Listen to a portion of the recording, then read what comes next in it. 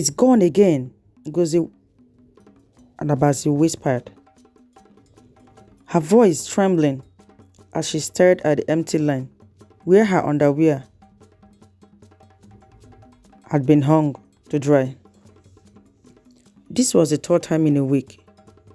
She scanned the compound, her heart pounding. The early morning sun cast long shadows over the wooden poles, but there was no sign of the culprit. Who would want to steal something so personal? She muttered, wrapping her wrapper tightly around herself and heading to the market. By the time she reached the market square, the story had spread like wildfire. Women gathered in small clusters, murmuring about their missing items. It wasn't just Abazi. Others had experienced the same strange thefts. At the edge of the bustling market, Mma Oniche sat quietly at her sewing table, her hands expertly threading a needle. She didn't join the chatter, didn't even look up when Abazi's voice rose in frustration. "She's always so calm," someone whispered. "Too calm." Mma Oniche was known throughout Olochi as the best seamstress. She could make a torn wrapper look new, her stitches so fine they seemed invisible. But despite her skills, she kept to herself. Her small mud house sat on the edge of the village, near the forest. Children avoided it, claiming they heard strange noises coming from her compound at night.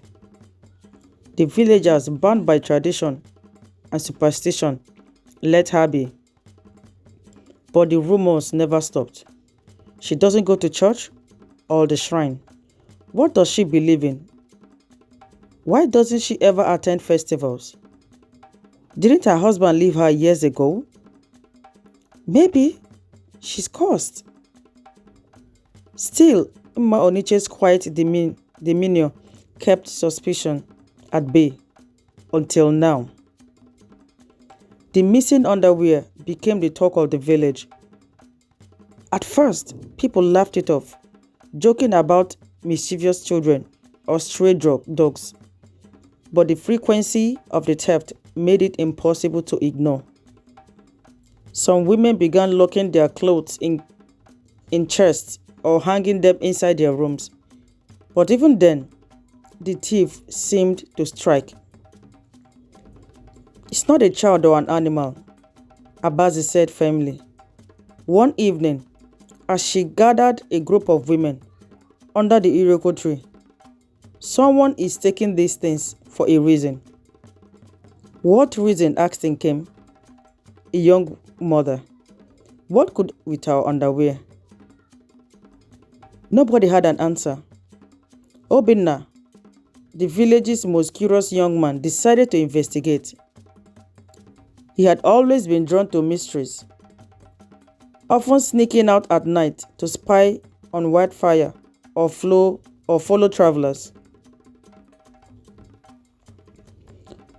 "I will find the thief," he told his friends confidently. "Just watch." That night, he pretended to leave for his farm, but doubled back, hiding near Mma Oniche's house. The moon cast a faint glow, illuminating the compound.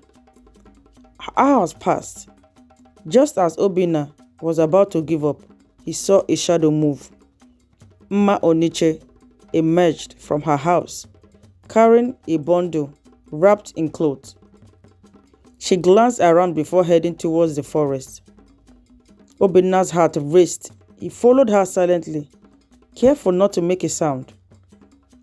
The forest was airy, quiet, the usual sound of crickets and frogs absent. Obinna's footsteps barely made a sound on the soft earth as he trailed Mma Oniche. After walking for what felt like hours, he stopped in a small clearing. Obinna quickly ducked behind a tree, peering out cautiously. In the middle of the clearing stood a crude shrine made of stones, calabashes, and dried palm fronds. Draped over the shrine were pieces of fabrics and panties. Obinna's stomach churned as he watched Emma Oniche place the bundle on the shrine. She knelt, muttering words in a strange language. The air grew heavy and Obinna thought he saw the shadows around the shrine move. Terrified, he ran back to the village without looking back. Obinna burst into the chief's compound, panting. "It's Emma Oniche," he shouted. "She's the one taking the underwear." The elders gathered for their evening meeting turned to him in surprise. "What are you saying, boy?" asked Chief Eze. "I saw her in the forest," Obinna said, his voice trembling. "She has a shrine. She's been taking the underwear there for some kind of ritual." The elders exchanged uneasy glances. Emma Oniche's quiet nature had always been a mystery, but this was serious. "We will handle this carefully," Chief Eze said. "If this is true, we cannot act recklessly." By morning, the entire village knew Obinna's story. The women, led by Abazi, marched to the chief's compound, demanding answers. "We want her questioned," Abazi shouted. "How can we sleep peacefully when we don't know what she's doing with our things?" The chief tried to calm them. "We will summon her, but we must do this with wisdom." When the summons came, Emma Oniche arrived calmly, her face as unreadable as ever. "They say you have been stealing underwear," Chief Eze said. "What do you have to say for yourself?" Emma Oniche's expression didn't change.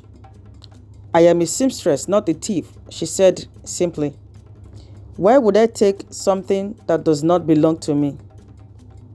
Her calmness unsettled the villagers. Some began to doubt Obinna's story, but the women remained adamant. "She must explain herself," Abazi insisted. The elders decided to set a trap. They placed underwear on a line near Obinna's house and hid nearby, watching. The night was still when a figure emerged from the shadows. It moved towards the line, reaching for the garments and the panties. "Emma Oniche!" someone shouted. The figure froze, then turned to run, but the men were quicker, grabbing her before she could escape. The next morning, the village square was packed. Men, women, and children gathered to witness what the elders had to say about Emma Oniche. She sat in the middle of the square, bound at the wrist, but airy composed. Abazi stepped forward, holding the underwear the men had caught with her. "You were caught red-handed. What do you have to say for yourself?" she demanded. Emma Oniche's lips curved in a faint smile. "What is the meaning of this noise?" she asked, her voice calm. "I am not a thief." "Then why were you sneaking around in the night?" Chief Eze asked. Emma Oniche sighed, lowering her head. For a moment, everyone thought she would deny it again, but instead, she said, "You wouldn't understand. It is not for you to know." The crowd erupted into murmurs. "She must tell us," someone shouted. "Why take our underwear?" cried Nkem. The chief raised his hand, silencing the crowd. "Emma Oniche, you will speak or you will face the consequences. Tell us what you are doing with their clothing." Emma Oniche lifted her head, her eyes sharp and unflinching. "I have been cursed," she said. "A spirit came to me many years ago. It demanded sacrifices or it would destroy me." The crowd gasped. "What kind of spirit?" the chief asked. Emma Oniche's gaze moved to the forest. "The spirit of Agbaraudu, the guardian of the forest. It demanded items that carried the essence of women. It told me the village would suffer if I refused." "Essence of women?" Abazi asked, her voice laced with suspicion. "You mean Our underwear? Mma Oniche nodded. Yes, that is what the spirit craves. And so I obeyed. The elders looked at one another, their expressions grave. They knew the story of Agbaraudu. It was said to be the powerful forest deity, both protector and destroyer. Offerings had been made to it in the past, but only by the community as a whole. This spirit has no right to demand such things from you alone, Chief Eze said. Why did you not tell us before? Mma Oniche hesitated. I was afraid. It warned me not to speak. But why now? Obinna asked. Why did you steal so many items this year? Mma Oniche's face darkened. Because the spirits grew restless. It said the village was forgetting its customs and that I had to give more to appease it. The village erupted in debate. Some believed in Mma Oniche's story, recalling years of prosperity and health, while others dismissed it as a lie to cover her strange behavior. Why would a spirit demand such things? Nkem asked. Maybe she's using the spirit as an excuse to practice witchcraft, someone else shouted. Chief Eze silenced the crowd again. We cannot make a decision without proof. If this spirit truly exists, we must confront it. The women led by Abazi decided to seek the help of Nneka, a powerful diviner from a neighboring village. Nneka was known for her ability to communicate with spirits and uncover the truth. Let her expose the spirits, Abazi said. We need answers. Nneka arrived the following evening, her presence commanding respect. She wore a red wrapper and carried a staff adorned with cowries. Alright guys, at this point, I believe you're enjoying this story. Please do well to subscribe to my YouTube channel. Turn on your post notification buttons for more interesting stories like this. Click on the like button to give this video a thumbs up. Please share it with your friends and your family. Let me know what your thoughts are about this story down in the comment section. Thank you so much and God bless you. Alright, so let's begin again. In the forest clearing, Nneka prepared for her ritual. The villagers watched as she drew symbols on the ground with white chalk and placed offerings of kola nuts, palm wine, and alligator pepper. Mma Oniche was forced to kneel near the shrine, her face pale but calm. Nneka began chanting, her voice rising and falling in a haunting melody. The air grew heavy, and a sudden gust of wind extinguished the lanterns. Then a deep, guttural voice echoed through the gathering and clearing. Why have you disturbed me? The villagers froze as a shadow figure appeared above the shrine. Its form shifted from human beings sometimes to beasts another time. Agbaraudu, Nneka said, her voice firm. Why do you demand sacrifice from one woman alone? What is your purpose? The spirit laughed, a sound that sent chills down everyone's spines. She came to me out of greed, it said. She begged for protection and power, and I gave it to her. In return, she promised to serve me. The villagers gasped. You lied to us, Abazi shouted at Mma Oniche.